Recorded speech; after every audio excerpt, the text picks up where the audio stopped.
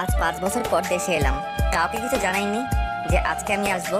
আসলে গত সপ্তাহে আমার গ্র্যাজুয়েশন কমপ্লিট হয়েছে আর ভিসা কাল হাতে পেয়েছি, তাই সবাইকে সারপ্রাইজ দিব বলে আর জানিয়ে আসিনি।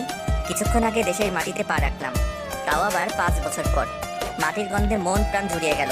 মনটা খুব ছটফট করছে বাবা মাকে দেখার জন্য। তাই আর এয়ারপোর্টে দেরি না করে বাসার উদ্দেশ্যে রওনা হলাম। যেতে 2 ঘন্টা সময় লাগবে। ততক্ষণে আপনাদের আমার পরিচয়টা দিয়ে নেই, যদিও অনেকেই আমাকে চিনে। আরে আমি বাবা আর মা। আপুর বিয়ে হয়ে গেছে, তাই সেটা অন্য হিসাব। আর গল্পের নাম অনুযায়ী আমার আরেকটা ছোট ভাই আছে, শুধু গল্পেই আছে, বাস্তবে নেই। আপনাদের পরিচয় দিতে দিতে বাসায় চলে এলাম।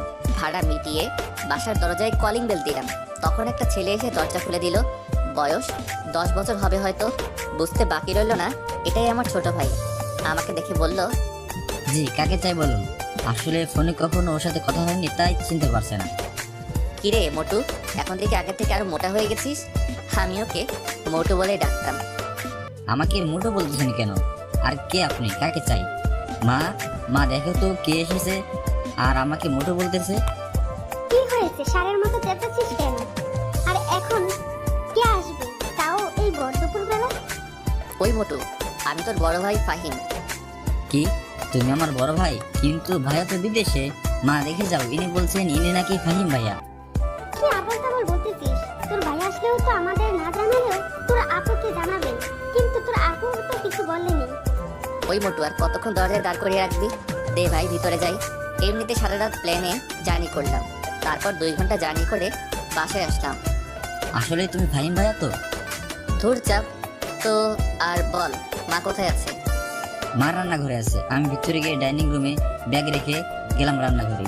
গিয়ে পিছন থেকে মায়ের চোখ দুটা হাত দিয়ে ধরে ফেললাম। এই কে কে আমার চোখ ধরেছে? দেখি বলো তো, কে হতে পারে? আর কে হবে? আমার সেই দুষ্টু বাদর ফোলা ছাড়া কে হবে? আমি চোখ ছেড়ে দিয়ে বললাম, তুমি কিভাবে বুঝলে যে আমি? আমি তোর মা, আমি না বুঝলে কে বুঝবে? তা এভাবে কাউকে কিছু না জানিয়ে আসলে যে?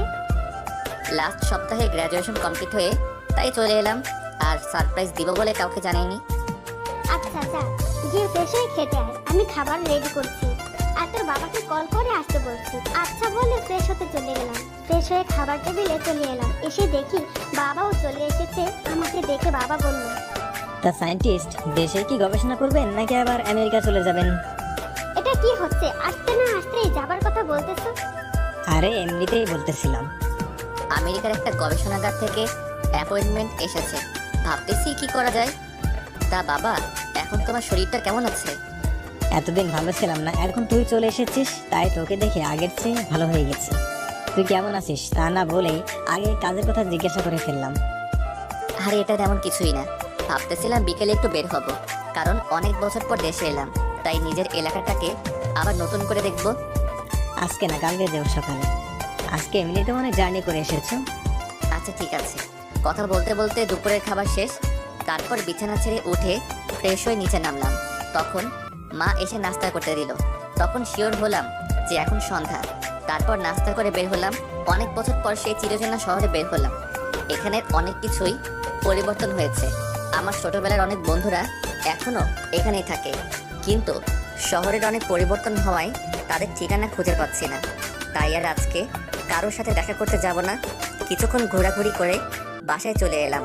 ভাবতেছি আবার যাওয়ার আগে পর্যন্ত বাবার ব্যবসা দেখাশোনা করব।